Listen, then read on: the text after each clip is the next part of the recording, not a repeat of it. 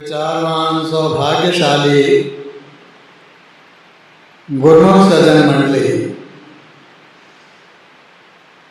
इसी प्रकार अपने मन व चित्त की समस्त वृत्तियों को एकाग्र रखते हुए अपने सन्मुख विराजमान श्री श्री 108 श्री परमहंस अवतार सद्गुरुदेव जी महाराज जी एवं श्री हजूर सद्गुरुदेव जी महाराज जी का पावन श्री दर्शन अपने हृदय में एकाग्र रखते हुए बड़े प्रेम के साथ मिलकर बोलो जयकारा बोल मेरे श्री गुरु महाराज की जय। आज हम सब गुरुमुख जन अपने हृदय सम्राट प्राणाधार परम इष्ट देव जगत वंदनीय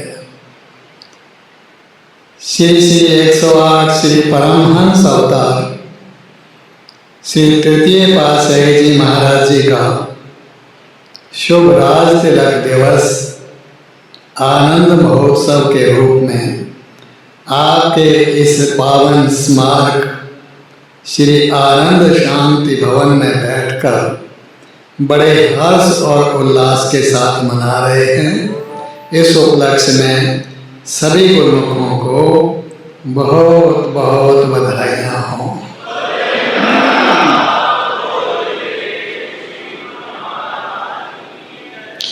ये हमारा परम सौभाग्य है कि आज हम इस श्री आनंदपुर धाम की पुण्य धरा पर ऐसे शुभ समागम में उपस्थित होकर श्री सद्गुरुदेव जी महाराज जी की हजूरी में बैठे हुए ये शुभ घड़ियाँ आनंद महोत्सव की प्राप्त कर रहे हैं।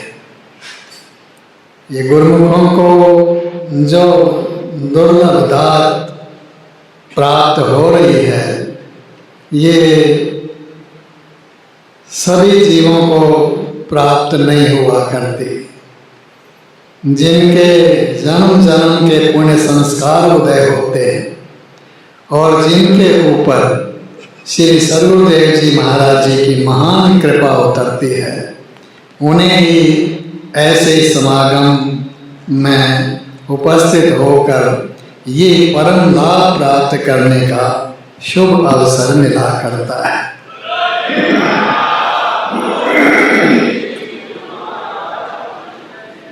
पर उपकार परमार्थ के लिए संत सत्पुरुष धरा पर आते हैं, अपने पावन शुभ उपदेशों से जीवों को सन्मार्ग दिखाते हैं। साचा नाम साची वस्तु सद्गुरु देने सकल सुमंगल मूल, सुमिरन जो करता रहे लगे न भव का शोक। कि संत सद्गुरु महापुरुष इस धरा धाम पर प्रकट होते हैं, आते हैं, तो उनका एक ही उद्देश्य होता है कि इस संसार में फैले हुए अज्ञानता के और माया के अंधेरे को दूर करना, अर्थात उसमें वो प्रकाश प्रकट करना जिससे कि हम जीव अपनी वास्तविक मंजिल को देख सकें, उस ओर आगे बढ़ सकें। और हम इस अपने उद्देश्य को कैसे पूरा कर सकते हैं, इसके लिए कहते हैं कि एक उपाय है जो हर कोई ना बता सकता है ना प्रदान कर सकता है। वो सद्गुरु का दिया हुआ सच्चा नाम है, सतनाम है। सतनाम को सुमिरते उधरे पतित अनेक, कहें कबीर नहीं छोड़िए सतनाम की टेक। ये वचन है महापुरुषों के। जो सतनाम सद्गुरुदेव जी महाराज जी ने हमको प्रदान किया है, वो सारे दुख दर्द मिटाने वाला है। तो इस महान उद्देश्य को लेकर के ही हमारे सद्गुरुदाता दयाल जी महाराज जी श्री तृतीय पातशाही जी इस धरा धाम पर प्रकट हुए और आज के शुभ दिन इस श्री परमहंस अद्वैत मत के इस पारमार्थिक सिंहासन पर आसीन हो करके हमें अपने श्री दर्शनों से निहाल किया है।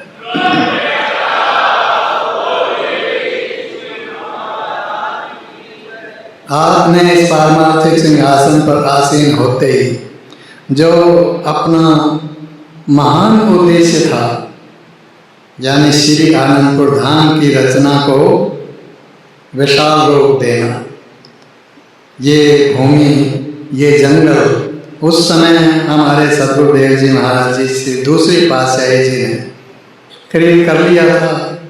और उसके बाद 1936 में जैसे ही ये धुरदरगाही मौज उतरी कि हमारे सद्गुरुदेव जी महाराज जी इस पारमार्थिक सिंहासन पर आसीन हुए, तो उन्होंने अपनी मौज से जो बाहर के कार्यक्रम थे, सत्संग के कार्यक्रम थे उस क्षेत्र के, उनको छोड़ करके 2-3 साल के बाद ही यहाँ श्री आनंदपुर में, जो उस समय जंगल ही था, सुविधाएं भी नहीं थी, अपने प्रेमियों के साथ यहाँ पर ही उन्होंने स्थायी डेरा लगा दिया।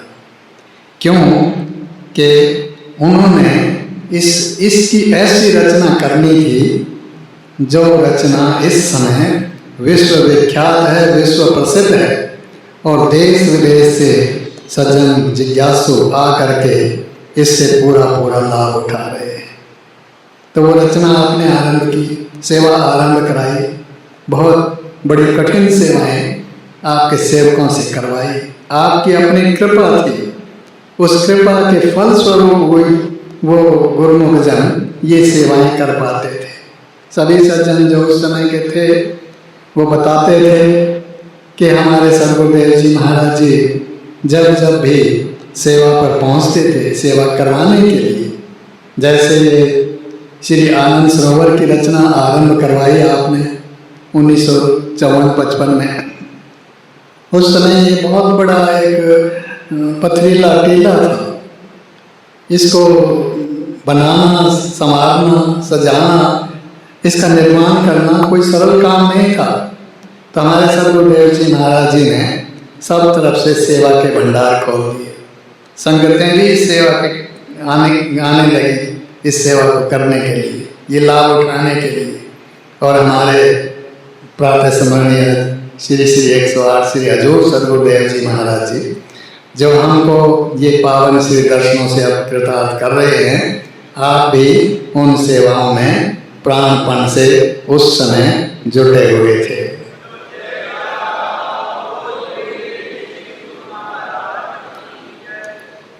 तो वो सेवाएं आप करवाते रहे। इस प्रकार सेवा करवाते करवाते जो उनकी धुरदरगाही मौज थी कि इस श्री आनंद सर की सारी रचना को आगे बढ़ाना है और श्री परमहंस अद्वैत मंदिर की स्थापना करनी थी, वो स्थापना कर दी।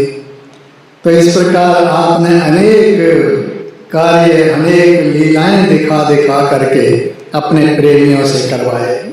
श्री आनंदपुर दरबार की जो ये विशाल रचना देख रहे हैं, बड़े परिश्रम से, बड़ी कुर्बानियों से, बड़ी सेवाओं से तैयार हुई है।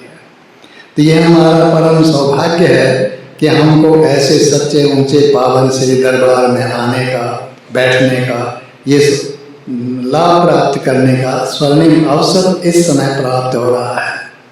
तो हमारे महापुरुष भी हम पर ये कृपाएं करके गए हैं। हमारे श्री 108 श्री चतुर्थ पातशाही जी, श्री पंचम पातशाही जी, सभी पातशाहियों ने इसकी रचना करते करते अपने ऊपर बहुत बड़े कष्ट लेकर के भी उन्होंने ये सेवाएं हमारे लिए करवाई हैं।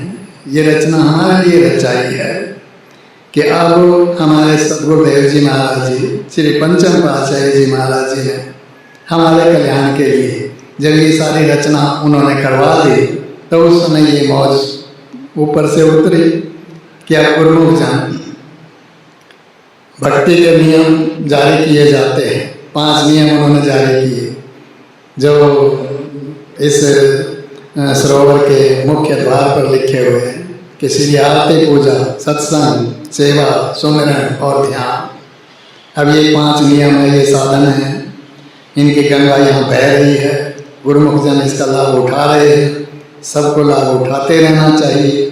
ये श्री आज्ञा अब भी उतर रही है कि गुरुमुख जन 5 नियमों का पालन करें, 2 घंटे भजन अभ्यास करें, इस प्रकार अपने जीवन का पूरा कल्याण करें। तो हम अपने सद्गुरुदेव जी महाराज जी के श्री चरणारविंदों में कोटि वंदन करते हैं, जिन्होंने हम पर ऐसी कृपाएं बरसाई हैं। ये कृपाएं ऐसी ही बरसती रहें और हम आपके चरणों के दास बन करके ये सेवा भक्ति कमाते रहें। बोलो जयकार, बोल श्री गुरु, बोल जयकारा, बोल मेरे श्री गुरु महाराज की जय। श्री आनंदपुर वासी भगवान की जय। अगर आप सभी गुरुमुखों को ये सत्संग पसंद आया है तो इस सत्संग को गुरुमुख जन तक मुझसे शेयर करें ताकि वह भी लाभ प्राप्त कर सके। बोलो जयकारा।